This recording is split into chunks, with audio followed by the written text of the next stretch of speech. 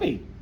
Another owl we used to have around here that we actually found some of the last ones that were around is one that lives in holes in the ground, the burrowing owl. And I always thought burrowing owls were really neat, just with the idea that you dig a hole in the ground. That's what the Army taught us to do whenever we were out there. Just whenever you needed shelter, you dig a hole in the ground. So, but for a little baby owl down in a nest in a hole in the ground, everything would come by and be able to get it. But the short-eared owls had a very special... You're talking about the burrowing owls. I'm hurrying too fast, but we gotta be done. We only got 6 more minutes. The burrowing owl, if you put 50 minutes on, we only got 6 more minutes. burrowing owl. The burrowing owl can make a noise when he's down in the ground. It sounds almost exactly like a rattlesnake.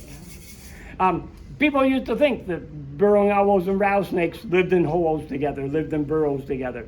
Bent's Life Histories of North American Birds, one of the best scientists, put together a great big huge set of books, 20-some books on life histories of all the birds in North America.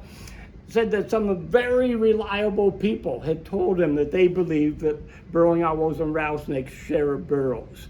And he wrote it up like he didn't quite know whether he should believe it or not. But the babies can make the noise of a rattlesnake. And there's not very many things that will go down and mess with what's in the bottom of the hole when they hear that noise coming out.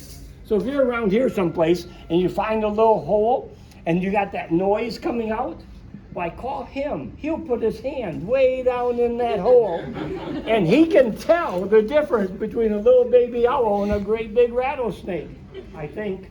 I have to go to the hospital. Very good. Okay. But the one you're going to take out doesn't hoot.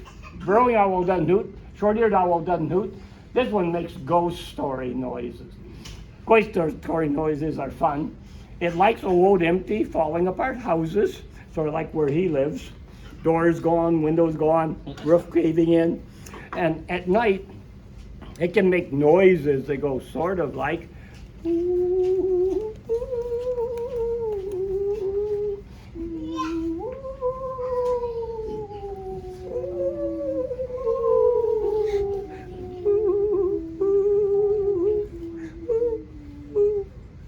A bunch of little notes close together is called a trill.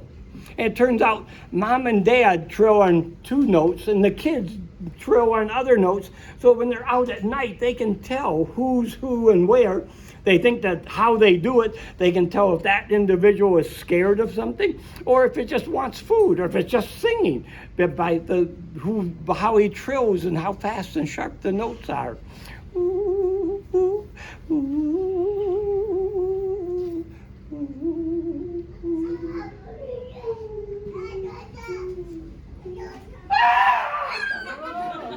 They don't do a big scream, but they do a better than I did little scream. And if you're out in an old house at night and you're quiet and everything is quiet, even a little scream can take you by surprise. You were the first one.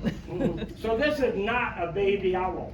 This is a great big full-grown adult, big as it will ever get, eastern screech owl. They don't hoot. They hide usually in the daytime, usually only come out at night. Sometimes they chase bugs up in the sky at night. They can catch them flying around.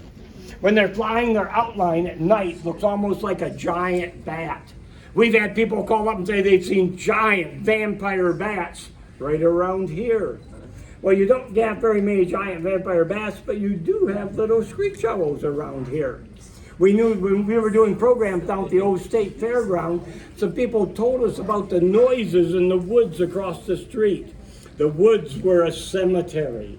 And when they would walk through the cemetery at night, they would hear ghost story noises. They were really little owls. And when they're chasing around up in the sky at night, they have got good eyes, better than ours at night, good ears. But right around their mouth, if you look close, you'll see little whiskers. Those little whiskers help them catch bugs flying around up in the sky. Now, whiskers are hair, and birds don't have hair. So there again, if you're going to be a scientist, you'll learn that they made a neat name for them. They're called bristle feathers. But the little bristle feathers are stiff and they're sensitive, and they'll help them right at the last minute trying to catch a bug. Yep, she doesn't like to be touched. You're a lot bigger than she is, and she doesn't know you. And she thinks if you were smart, you'd probably still be sleeping, so you could come out at night like the other teenagers. Okay. Now, some scientists think that anything that has whiskers around the mouth is a sign of greater intelligence. That's true. Mm-hmm. Now, other scientists, like her and you, say that, nah, whiskers don't have anything to do with intelligence. They're just good for catching bugs. I'm not sure, how true that is, but yeah, I do know whiskers are good for getting bugs. I mean, being intelligent or something. But there's a lot of birds that actually have whiskers. Even bluebirds that chase bugs in the daytime have little bristle feathers or whiskers. Nighthawks and whippoorwills have big ones. So the little stiff feathers are a good adaptation for catching bugs on the wing. Usually when people first come out, if they're used to seeing pictures of a great horned owl, they say, oh, it's a baby. Well, no. There's the baby. The problem is, those are my hands, and my hands are not that big. So the real baby is smaller than that. It looks like a Valentine's candy, or maybe a baby snowman. And yeah, it would it'd be, because it's got to be smaller because the whole picture turned out too big. At that age, all it wants to do is roll over and be in the dark. White is not a good hiding color. So most of the birds that nest out in the open have got hiding colors or camouflage right away quick. But these guys like to be inside a hollow tree. Now, if you could get away from the lights 300, 400, 500 miles north and wander in the woods, it could be really dark. At night, it would be even darker with heavy clouds, no moon. It could be really dark. But if you were inside a hollow tree on a night like that, it'd be really, really, really dark. So being white helps mom and dad find them in the dark so they can feed them. They feed them and feed them and feed them, and then they do that most scary of all things. They become school-age kids. And they're doing what you're doing. They're learning how to go out and be on their own, how to stay up all night long, making weird noises, driving the grown-ups crazy. So that's usually the first time that they come and look out the tree. They'll start making little trial flights out a little ways and come back again. A lot of people think that they're babies, but that's the first time when most people get to see them. But nope, they're more like almost teenagers, like you guys are, just a year or two having car keys. But the real baby is down there. They'll be here awful quick.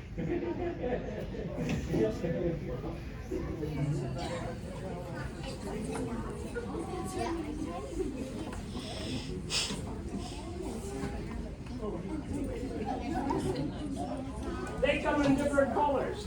They come from almost solid black, and like they look like a giant black bat. They can have more silver, more gray on them, more white on them. They can come in shades of red, from a dark rusty red to an orange color to a sandy color. Little baby. And then the ones that are more like your age. If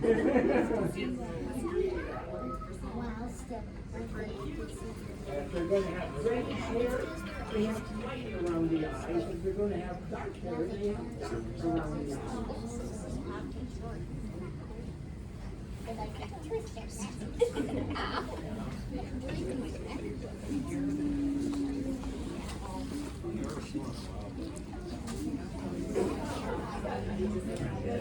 When you're that small, you have to be kind of tricky and smart and quick and agile and a lot of things.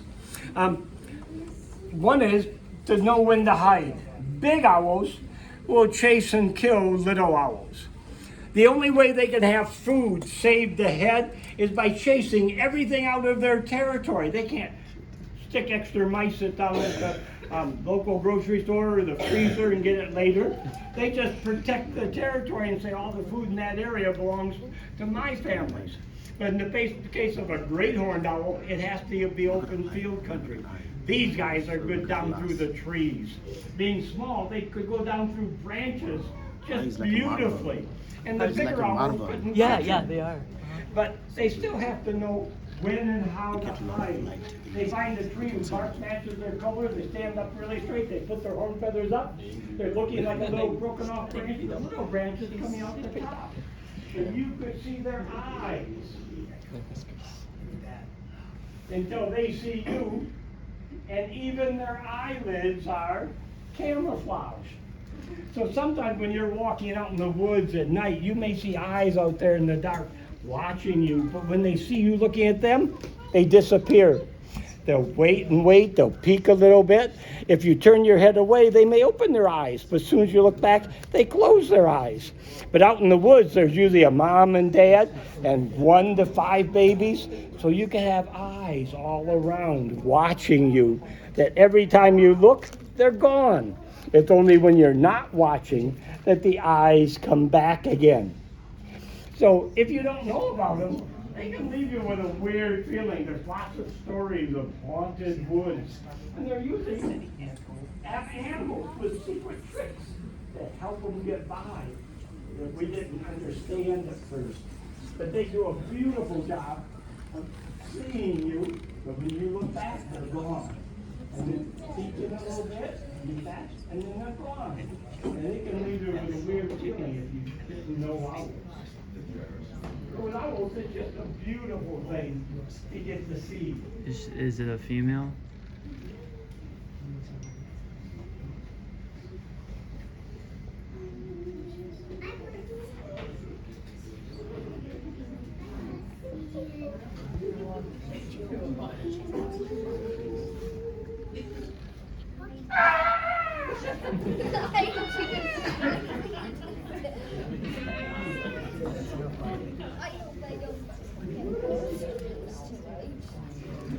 Can you do that? Can you do that?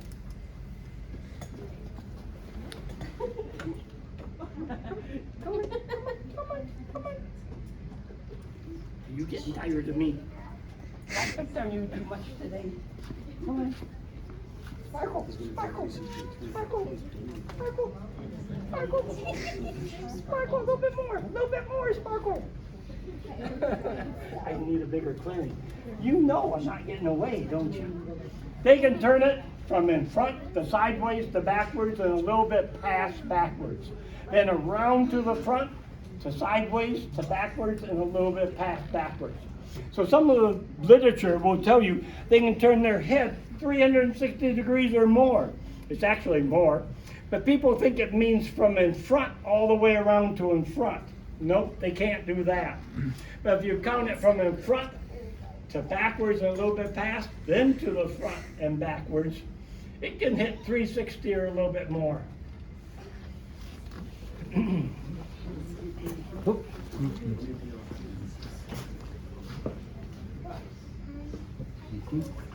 They can change their shape. They can stand up really tall and skinny with their horn feathers up, or they can squat down and put their horn feathers in and puff up and short round. I've got the short round part down. I'm working on the tall skinny one. Okay. They come in a wide range of colors. The colors don't mean boy or girl. Boys can be any of the colors. Girls can be any of the colors. From a dark red to an orange color. This is the orange color. This is more sandy, and then it's almost black to silver and gray and stuff. So there's lots of variety in the families of screech owls. You have my big picture of All the Screech Owls?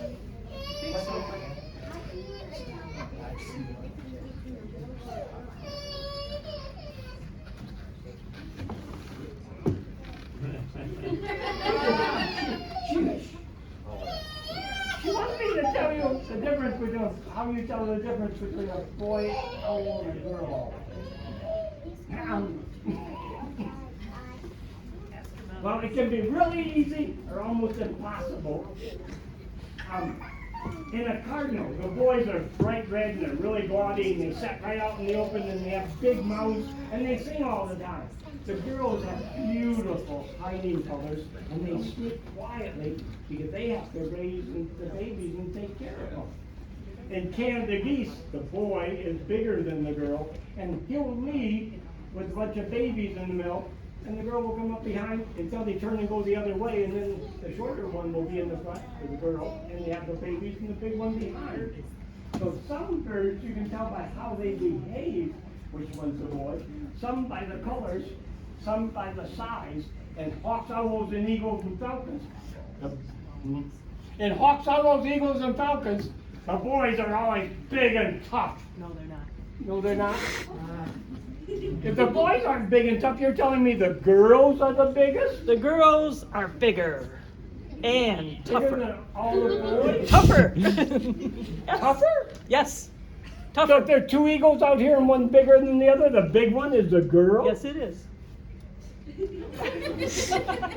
Which one talks the most? The girls. We had students from Central Michigan have to come out and sit by the pens. How many eagles do you have right now? 7. 7. You got 7 bald eagles? No. You got some with hair in their head? No. No. I like to say no to him. It's really fun. But you said you have 7 eagles. 7 eagles, yes. And in all 7, the girls are bigger and the boys are smaller? Girls are bigger. In And all the- 7. And they talk the most. They do. Yeah. Did you ever talk to one of the girl scientists and ask her why the girls talk the most? Yeah. They told me that the girls need to tell the boys what to do. I don't know if the boy scientists got the same conclusion. Maybe not. But it's true. The girls talk probably 10 times more than the boys do. And they're bigger. And they do tell the boys what to do. Yes. And they do it You're because walking they're around with that? You were telling me to look for that. And never mind, you found it. No, I was looking for the one owl sitting in a tree. It was a light color. We kept reading stories about screech owls that were white or had a lot of white on them. White is not a good hiding color. That didn't make sense to me. Good screech owls have got dark on them because most of our trees are gray and black. And by having a gray and black owl, they hid.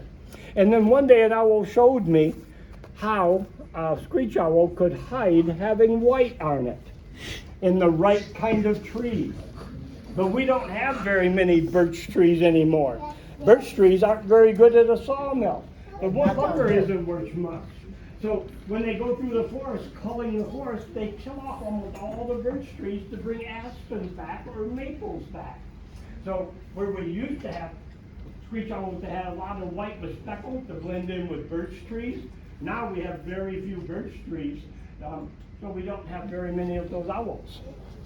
Okay, you're going to take out a different owl? It's a different owl. It's a big Talk owl. about for natural selection. A bit bigger. And this owl, when it came to us, it was hurt in the wing, and it already became calcified. It knit together in a bad position, so it flapped like this. Wasn't going to be able to fly. So we knew it couldn't fly. We knew we couldn't release it. We knew it couldn't be a wild bird. So we put it where we could talk to it every day and make sure that it knew us and would be comfortable going out to all Barred the scary owl. people. Barred owl. Mm-hmm. Beautiful, nice, good wing. Ow! Something broke that wing.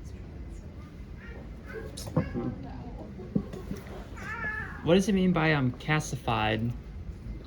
Say it again. Like the word that you said, Calcified. Yeah. Okay, so when you have a broken bone and it's maybe like that, sometimes they slide past each other and it will knit together or calcify in that position. So the calcium in the bones links together And if you do it right, if you go to a veterinarian that knows what they're doing, they put a pin inside there and put them in the right position. So it almost is basically like a sewing machine in some ways. Not really, but you know, I know you're using the word knit, but it fastens together. So It's like if you broke your arm and the doctor put it in a cast at a 90-degree angle, Yeah. your arm would go back at a 90-degree angle. yeah, and it stays there. And we cannot go back and re-break it and put it in the right position. So once, wow. if it's in the wrong position and it comes to us hard, and some of them have a big glob of calcium there, the bone is all, you know, just huge amount of bone there, and it just doesn't work anymore. So, you know, often we can put them on our program or somebody else can use it in education, but they can't fly. So anyway, that was the problem with that owl. Well, how impressive is that? How is it like if you break a bone or a certain strain of DNA, how does it almost like knit itself So while he's together? taking that around, I'm going to tell you a little bit about this Crazy. owl. When it came to us then, it was already in a position where we knew it couldn't fly. So we put it where we could talk to it and get it used to people, and that's really important. But we always give them a hiding place, so a panel of wood where it could get behind and feel comfortable because it was hiding. But it would peek around that panel of wood and look at us, and we'd be there standing there watching it, and we'd kind of peek back at it, and then we'd go boom, and it would hide again. So just very gradually, very slowly, he'd peek around that panel of wood again, and we'd look at him and go boom, and then he'd hide again. So his name became Boo. So this is Boo, and this is a beautiful owl, and he still likes to hide. If he were a wild owl, he would hide right beside the trunk of a tree, the bark, which is going to look just like his feathers. But he has to be with us, so I become the tree trunk. So he hides right by me, and he will be probably right here most of the time, but sometimes he'll go out on a branch, and he might do that. He might stand out here. We let him decide. We don't try to control him. We let him decide where to be, where he's most comfortable. But he's a character. He will do a lot of talking most of the time. He might talk even when he's still in the box and not ready to come out, because he'll tell me, too many people. When he's in the box, he can hear you breathing. So he knows how many people are out here. Their ears are very, very good. And he's thinking, that's way too many people. And he'll make some sounds and tell me, no. But we'll have to talk him into it. We'll talk him into coming out.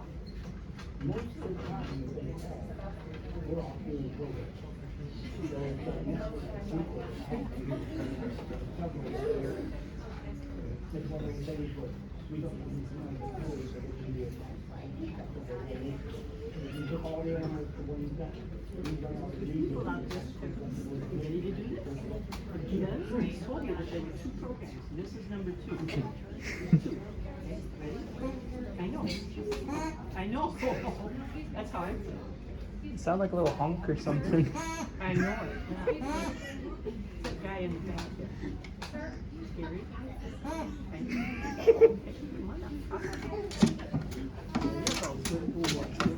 That doesn't sound like an owl at all. Is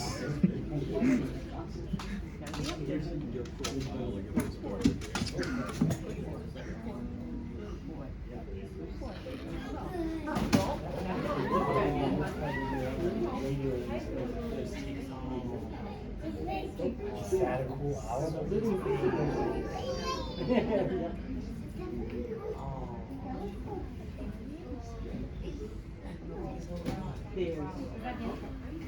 No, this one actually did recover. They were fairly clean breaks with only a little bit of chippage. There, beautiful dark eyes, and no horn feathers or plumicorns on the top of his head. He's very different from the little Screech Owl you saw. Different colored eyes. A lot of the owls have yellow or green or even orangish eyes, and his are dark brown. Very round head, and he's got stripes that go across his feathers. When something has stripes Not very that go expecting across, from an owl. we often call them Not very bards. expecting He's named from an after those owl. stripes, so he's called It's not a that often we get to barred hear owl. one And that it's can help you honk remember instead of because poop. people often get them mixed They up do it a with lot the when they're barred talking to owl. each other. Okay? Ah. There are a lot of similarities, but this barred, B-A-R-R-E-D, for the What do you stripes. look like? Tail. And barred owls like forests, they like trees that are side by side because they They're can good. very easily fly in between them to escape the bigger great horned owl. Great horned owls like to hunt out in the open, and they can't really maneuver like the barred owl can. So the barred owl is best in the forest, in the woods, and they like the forest for another reason. They like to find a big old hollow tree for a place to put a nest. Most of the owls don't build their own nests. Some look for hollow trees, and this is one. And they look for a big tree because they may have 1, 2, or even 3 eggs, and they grow really fast and they get almost this size before they leave the nest. So you can have 4 owls about this size inside a hollow tree, but that takes a very large tree to hold all this. But a lot of times we look at the big old hollow trees and we say, it's too old, let's cut it down, put it in firewood, or it's too dangerous, we can't keep that old hollow tree. That happens a lot. But if we don't save the old hollow trees, we won't have this kind of owl. You can build a nest box for them, but it's a very large, oversized nest box, and they really take a while to learn to accept a nest box. They have to be, I don't know, maybe 2 feet across at least to be able to take in family barred owl. If they don't have a hollow tree, nice and big like that, they will try to nest it where branches come together, or even a tall stump that's broken off at the top. And they don't work very well because these crows will pick on them, and they will even grab the little white funky babies out. And so it's very dangerous if they don't have a good hollow enclosed. Oh, this that beautiful dark eye. Yeah.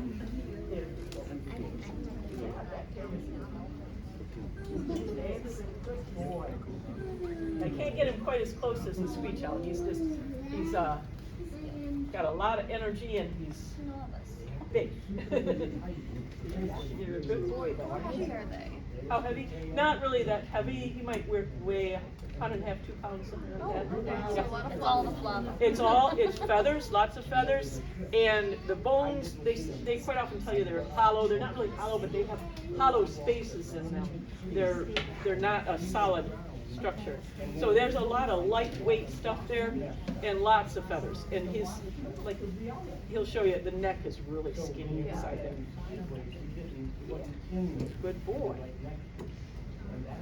So they really like forests. They eat things like, they capture mice, voles, small little mammals, but also lots of insects and even crayfish. They'll like to hunt along rivers and wet areas. I know, we're going.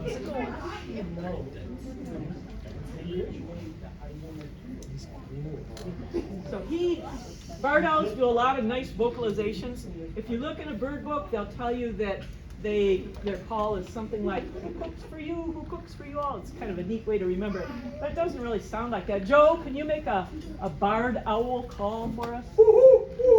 That's what it sounds like.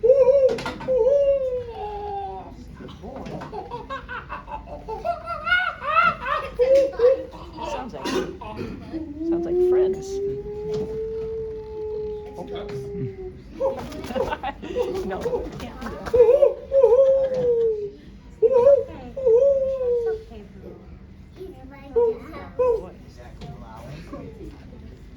Sometimes they can take their short hooves and turn them into a dog bark.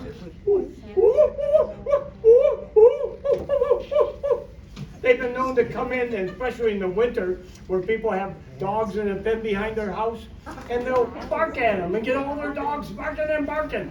And when the person comes out, they disappear. And the next morning, they went out and they walked all around, and there were no tracks in the fresh snow. That wild dog had to have been a ghost dog. Well, really, it was an owl. And there was one that went around houses in about a 10-mile area, and would come in and get their dogs barking at night, and then it would go away and leave. It seemed to do it just for the fun of it. He is excited. He's telling me he wants to go back in his box. He loves his box. It's like a big old hollow tree. So he tells me it's time. He doesn't want to be out any longer. And a lot of times when he goes back in, he'll make a special sound that is an owl call. But it's a very special owl call. I can't promise. Sometimes he does, sometimes he doesn't. But we'll let him decide.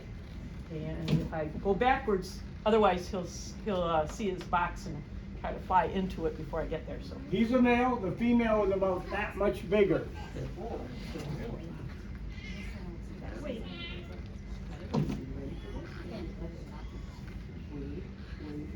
Gotta wait. You're going the wrong way.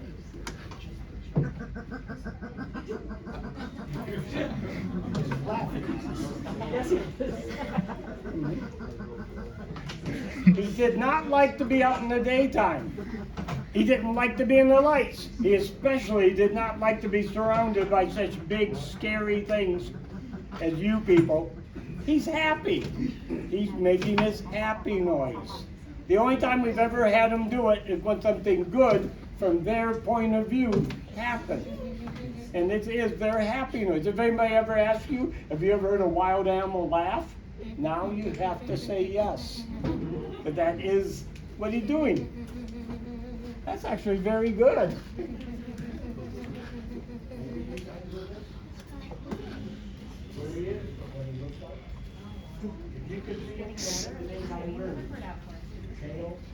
Not what you expect from an owl. It's a real picture. Get a little wild owl. But they're good. We're not gonna see all of them until you get out a little bit later, so I'll get out of your meeting and get home. And then you can get back, but.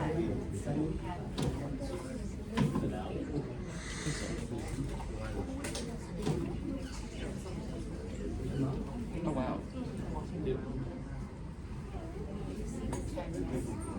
They'll try hiding in dozens of different places, but the chickadees and daytime birds find them and pick on them.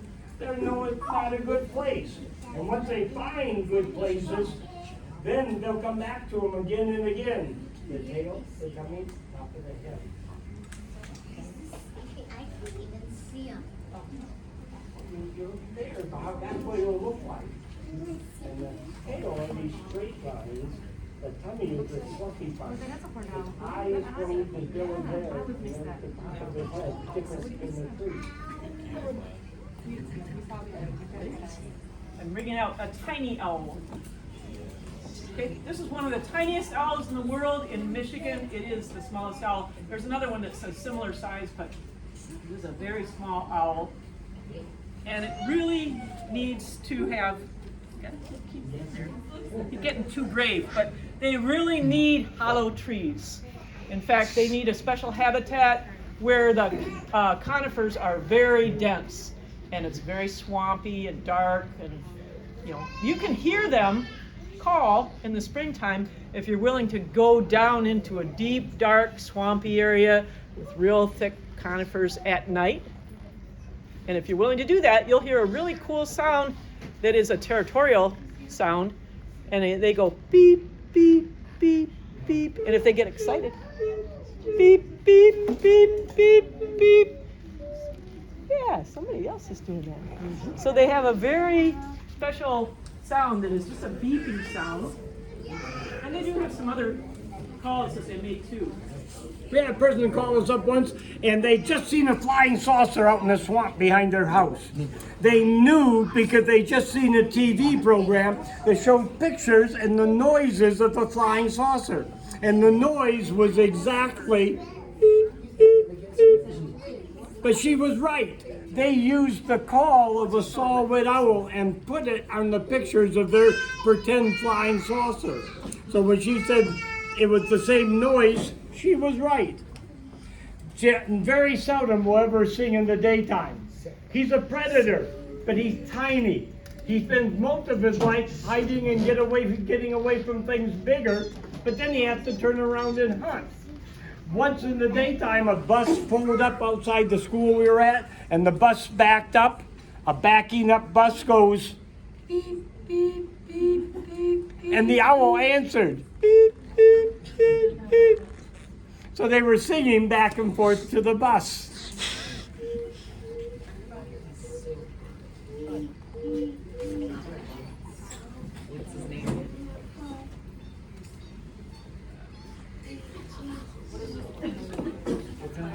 Okay, this is a Did you get to pet this? actually northern saw-whet owl, and his name is Pipsqueak. So northern saw-whet owl means that it lives in Canada, U.S., and Mexico, southern saw-whet owl, and there is one that's down in South America. So, yeah, this northern saw-whet owl has a wide range where it can live, but it has to be the right habitat, and that's that real dense conifer forest in the swamp, so it's usually a cedar swamp that works for it. Not much, unless they're young. They go through a downy stage, and they change to what we call a second down stage, and that color is very different. And if I can get Joe to get a full photo and show you, it's easier to look at the photo than describe it, but it's really striking markings for the young as they're just flooding. Take your hand, go like that. Keep that finger But straight. these little owls need to hide inside the hollow tree. So they will have a hollow tree that's a place to hide. They will have another hollow tree where they go in during a storm, maybe. Another hollow tree where they nest. Another hollow tree where they stash their food. And they just have dozens of them. But the hollow tree where they stash their food, they actually line up things like mice. He's got a little neck inside Hang big there, soft and these feathers. ones they build, they hang them up like a freezer, and then some of them are very, very neat. They very carefully, and then in the wintertime, they stay good. And when they're ready to eat, they can take one out and then thaw it out by taking it and putting it close to their belly, so they warm it up as they sit on it. And then they can have a fresh food. His name is Ruby. It's a giant wood dove from Central Asia.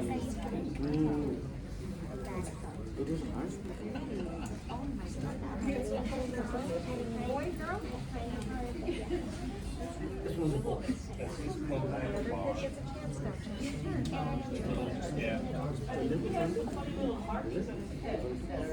Actually, part of the name saw-whet, some people thought they looked like sawbirds. Part of it is streak is more than bars. But he doesn't really have yeah, he does have spots. It's coming around.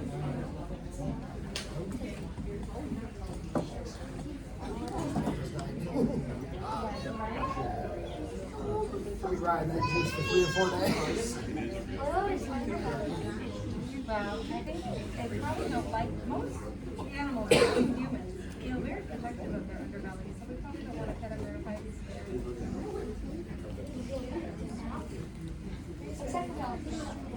Oh, actually, a dog that doesn't feel safe will not let you run through. When a dog comes over and offers their belly, I'll find that he comes to share. Cats really trust them. Cats have had a very good life.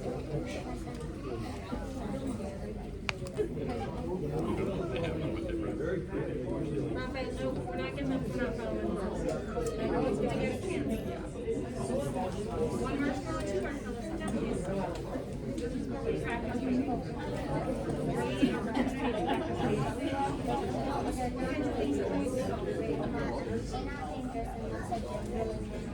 Were there any saw-whet owls that were popular?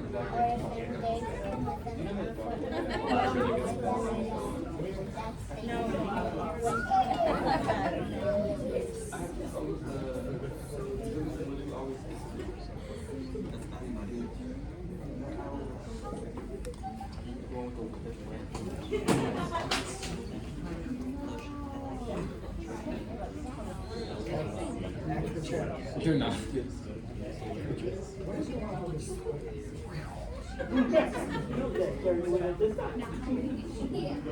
looks like a rat that put on a owl suit.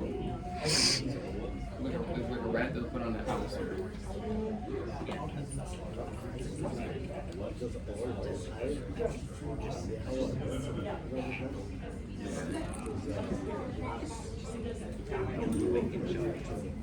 When they did the they make the sing and dance.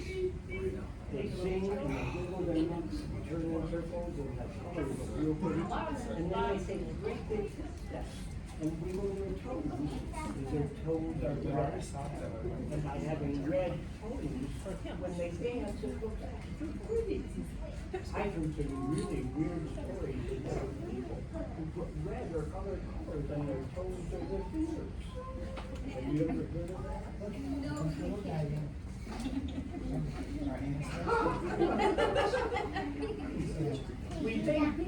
started doing that like 3,000 or 4,000 years ago, when your parents were young.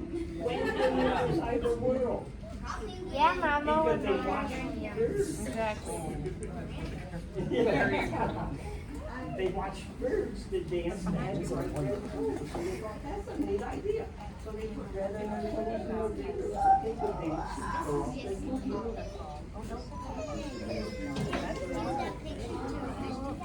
So pretty. I don't remember any song with beans. Most of the world doesn't. They're ones that, you know, they come through in certain times of the year.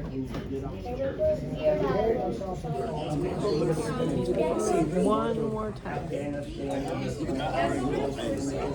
Say it louder.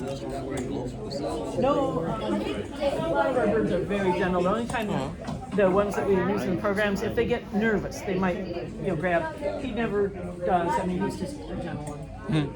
If they're wild, they have sharp little talons that go right through fingers. Yeah, they'll go right through gloves almost. Whoa. So, yeah, they can. What a freaking munchkin.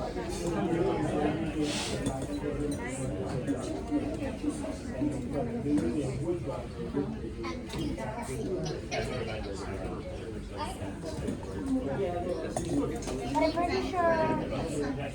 Oh yeah. They're like.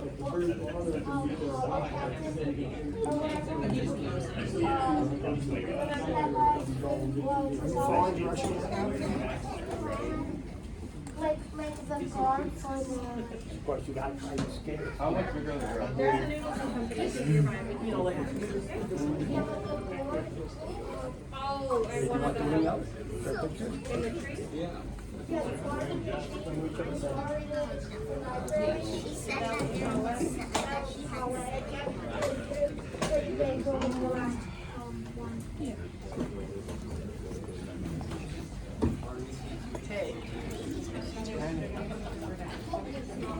Daytime birds? Oh, you got to do early yet. Okay, you got a few minutes yet. We'll go fast. Okay. The next owl, a lot of you know what a great horned owl looks like, a very typical look of an owl with the plumicorns up and the kind of brown mottled colors. This one looks like that, but it's not. It's a different owl. It is very rare, and the main difference is this one is smaller. It's on the endangered species list in Michigan, and there's a category of threatened, which isn't the most rare, but it's still quite rare. There are quite a few in Canada. The reason being, it has to have a special habitat, and that is a pine forest. And they even had the nickname pine woods owls, but you won't find that in a bird book. So what they call them most of the time in a bird book is long-eared owl. So she won't probably put her horn feathers, plumicorns, up when she's first out, because she's not real happy, so she'll have them down. But as she's out and relaxes, she may bring them up. Sometimes she does, sometimes she doesn't. But she is a long-eared owl This one turns around backwards. that is very rare Two from one side. and very beautiful. The other side makes it really good. Ready? That's a good girl.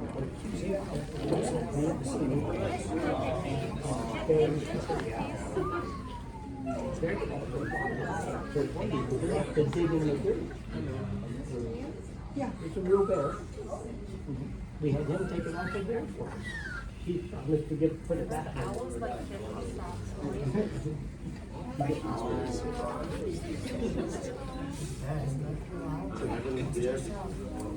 One of the things we're going to work on is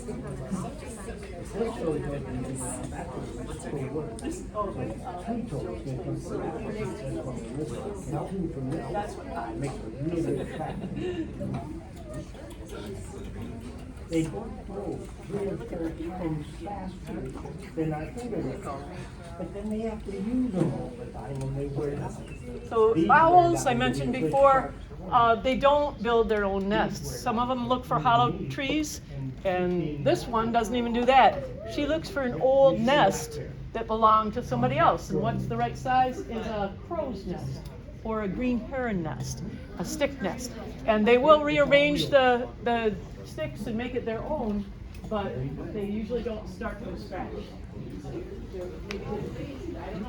You can even see the claws almost like clamped together on the glove.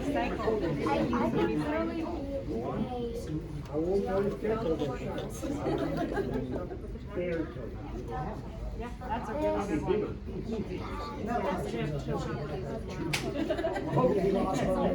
I'm also looking forward to eating him. It's quite a long story, but yeah, that's the gist of it.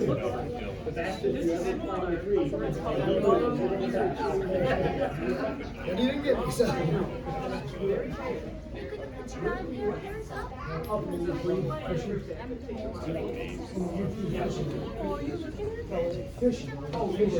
Yeah, you're right. That's exactly what it was. Where were you fishing? Up, you know where, Red Rock is? Yeah, up on the Red River. Okay, very nice country. Yes. You see quite a few, black bears and you get wolves sometimes, coyotes. Quite a bit of wildlife in there. Yes. What are you doing? Hey. One of the things everybody learns about owls is that they're quiet, and much quieter than something like a hawk. And she can show that because she's willing to flap her wings while she's standing on my hand. And the reason they can be quiet, there are really two reasons. They flutter in flight, more like a moth. And they have a special fringe along the leading edge of their flight feathers. It kind of curls. That helps them be quiet also. So two reasons they can be really quiet. Oh, you get a feather! Yeah, feathers we do have to collect, so you'll have to bring that up. It isn't legal for anybody to have feathers unless they have a special permit, so. Well, that's unfortunate for me. Yeah. I would. You have to get the feather back. Yeah, yeah. All our I've been actually collecting peacock feathers and other feathers for who knows how long. I don't even have any permit.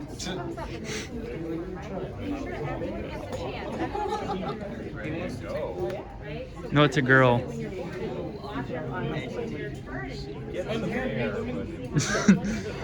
You can see that her mouth is opening.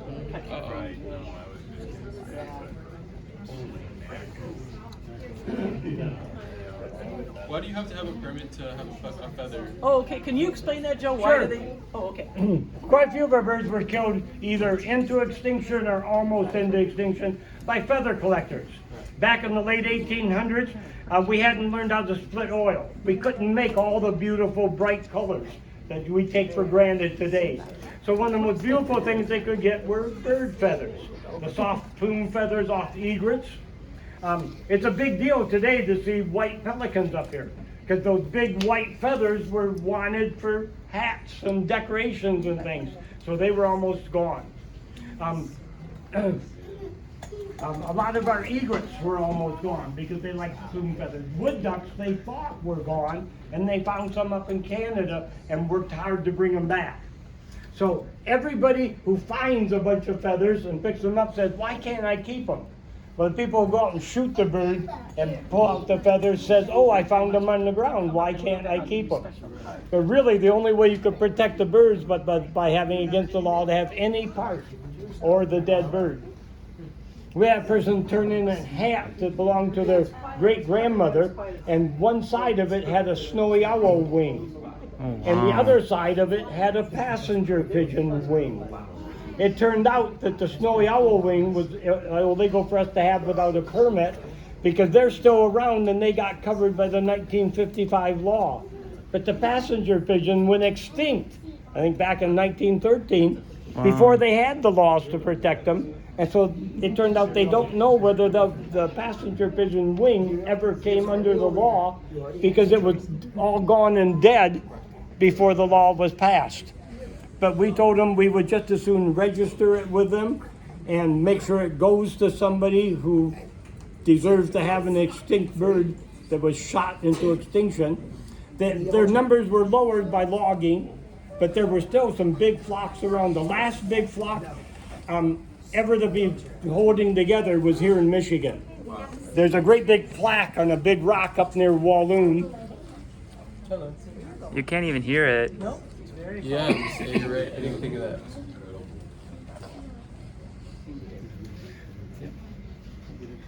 Once upon a time, I actually had a job. Wow. Well, I've never had a real paying job that had inside toilets. And this was no occasion. I got the job to go up and study peregrine falcons up in the western UP. My office started at Pictured Rocks, Grand Island, Kevanaugh Peninsula over to the Wisconsin border. We got to go out and camp on the ground, miles from the nearest road, up to 180 nights a year, spending every night out in the woods, spending maybe one day a month going in and getting more food, M&Ms. And our job was to find where the peregrines were, what they were doing, what was bothering them, where they foraged for their food, and follow them around. And so I slept on the ground. And when you're sleeping on the ground in a tent and a bear comes up and pushes through the roof and grabs the sleeping bag and shakes it and drags it around, it's annoying. It wakes you up and you can't sleep well.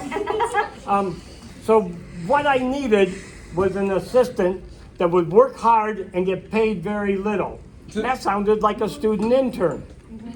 Okay, so we got a beautiful blonde that could out-hike me, would sleep on the ground and wake up early in the morning with 8 inches of snow. Oh my and we didn't bother with tents anymore. The bears always wrecked. I sent you a message by pigeon that I got a new person to work, or no, a new assistant. Blonde that could out-hike me. A blonde? Well, you were 500 miles away. I yelled really loud. Yeah. You mean like owl loud? Something like that. And this one could out-hike me, was better at finding animals, and woke up in the night when there were bears and put up a fuss, and I never even had to wake up to take care of it. Okay? And it's true. There's my office area, and there's my beautiful blonde assistant. Okay. Oh, that's funny. Can I see? Most of the time, you don't take a dog in the bear country. Because a lot of dogs will run out in front and bark at the bears and tell them every naughty dog name, call it a chipmunk instead of a bear, and get the bear mad and run back and hide behind you. Yeah. But she knew enough to tell me before we met a bear, which can be handy. Yes. Having been chased up a tree by a bear in the same area. Oh, yeah? Yeah. But having her, she did a wonderful job of warning me what was around and helping me to find things. So most of the time, we worked with dogs. She was trained to go out and find hurt animals as well. No, it doesn't allow you that. I know, I thought that's confusing. But the bird we were working with up there was a Peregrine falcon. So this bird represents a lot of work, maybe 30 or more years of work, getting this almost extinct, almost gone all over the world type bird, species of bird, back to where they could be there. And so this represents all that work because this is a peregrine falcon. This is the one, one of the ones that we released up there. This one came in with an injury, and same as the other ones, can't be released because he's not able to fly real well. But he represents a lot of work getting peregrines back to the wild. We did take care of a lot of peregrine falcons that were injured, but they all were good enough to go, so they all became wild birds. So we finally got this one in. He was worked with for about a year and a half before it was decided that he was not ever going to be able to fly. And that's how Captain Falcon was born. I got to see Zorro before. You're beautiful. She said earlier that Zorro knows faces, so if he sees you. I have a joke for the Peregrine Falcon. There's a story with it, maybe Joel will tell you. It's kind of a neat story. That's the dog, and that's me. Oh wow. Oh my gosh. Where is this? western UP. Along all the cliffs that were along Lake Superior. Be a good boy to come down here. Keep walking it or back down to Fisher's Rock. Oh, thank you very much. If you wait a little bit, I'll get you a card for turning that in, They said okay? that they Would that be okay? had to go up there and they could point to any place or any cliff, and I had to be able to get there. Good boy, good boy.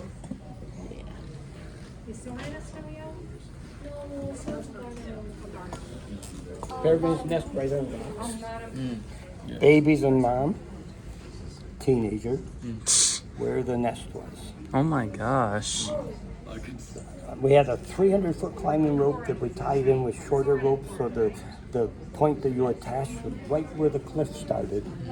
And the cliff was 310 feet, and our rope was 300. So the rope ended a little higher than the ceiling. So when you got down to the bottom, you slid down so you were hanging from the end of the rope to make the drop be a little less, and then you fell to the talus below. Wow. How many? But by then it was only about 4 or 5 feet because you were hanging all the way down. So like, are peregrine falcons still endangered or no? Yep, they're still endangered. They are. hmm They've had like up to 26 nesting pair down here in southern Michigan that only would have 5 or 6 nests successful. Oh So wow. down here, even though you get lots of reports of pairs and nests, they have a very low success rate. How come? Is it just because of the hatchlings? Well, a little more complicated. Hold your hand. You can sometimes see the feather move, and you won't even feel it. But a lot of their food is Because that's not how quite fast clean as owl where we were, feathers it's are. like the You pigeons see the eat feather some things move that are against not, your skin, and can you feel it? not really as clean as some of the You got wild sensitive birds that they hands. eat birds, they eat pigeons. Right here. So it can go through the food chain and end up in a peregrine falcon see the feather and make move? it so that they're feeding their young ones too. So that can make it so that the young ones are getting some not real good food. So they have some problems with birds that are in the cities. Work with your hands. You can do that with a 10-penny nail. You can hardly feel it. Yeah. Hard to imagine you're looking at a real peregrine falcon. They do like birds, yeah. Yep, there's another bird that is quite often in people's backyards watching the bird feeders and zipping around buildings and around trees real quickly that will take birds from your feeder, and that's the Cooper's hawk. So if you do have one coming in, you might take a look in a bird book, see if you can tell whether it might be a Cooper's hawk or a peregrine. The peregrines are just still really rare, so it's not as likely. You're being a good boy, yes you are. Love the gray. Yeah. It's really striking.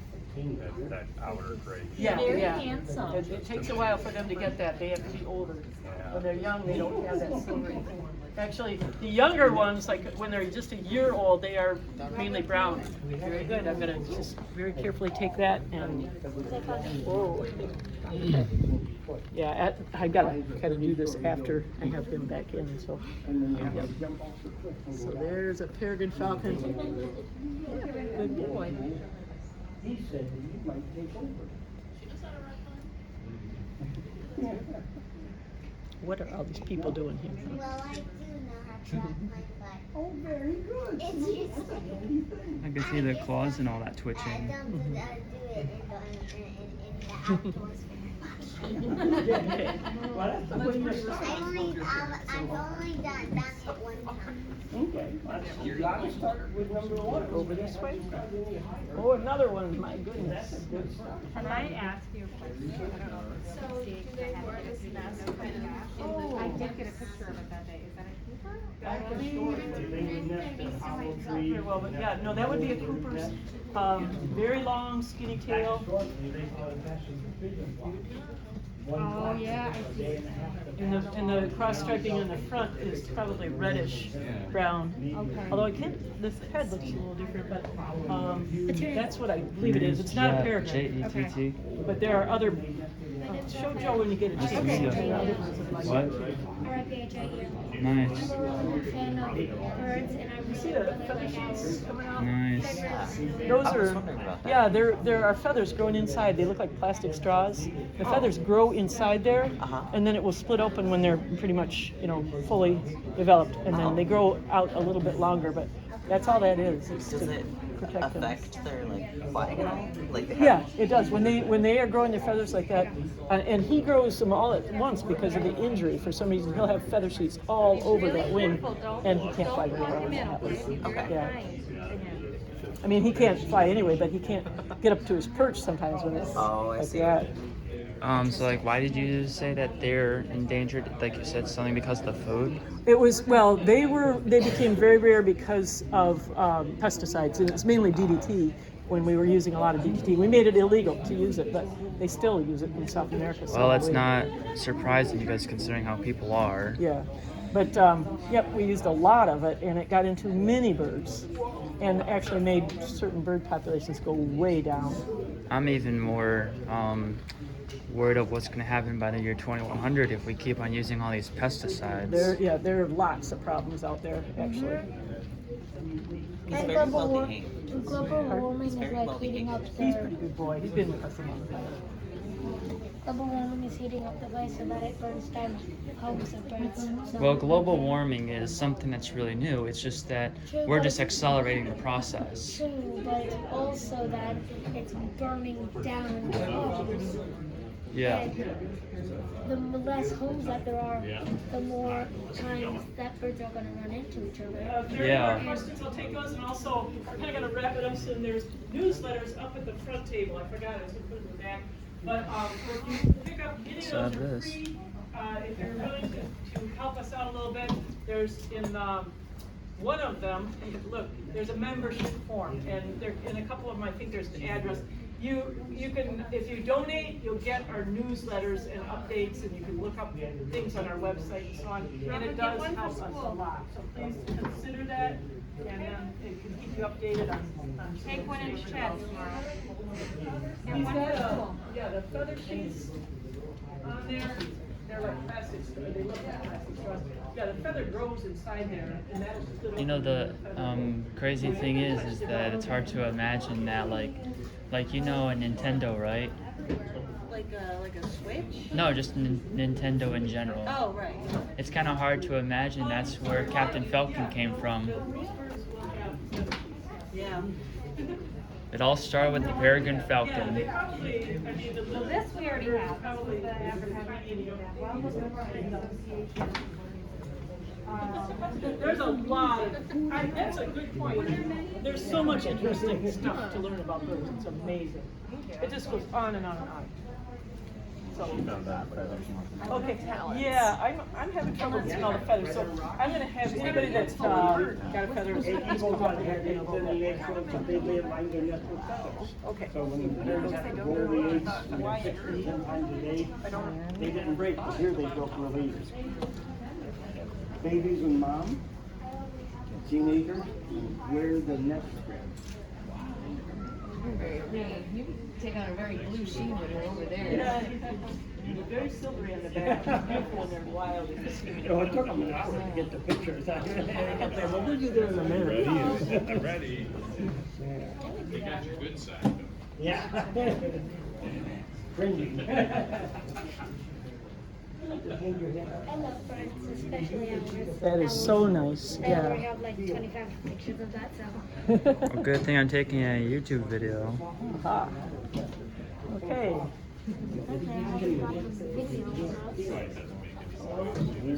Yep.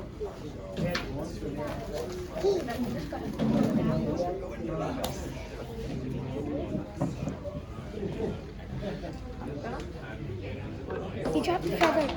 You dropped the feather. Oh, thank you. Okay, anyone that picked up a feather and would like to get a membership card for that, we'll pass them out to the girls. You. Not a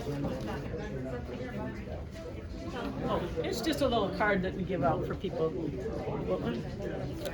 Quick question, do you take interns? Wait, I already Sometimes we Nice. do. We had one about a year ago. Hey, there you go. Thank you very much. That's a bingo. Undergrad or grad or? Can my mom have one? I don't think you do. Did you hear that? When you go to college, you can apply to go with them to the Upper Peninsula and be an intern. Yeah. You know the cool thing is that for me, I actually have been, one of the things I want to go into is,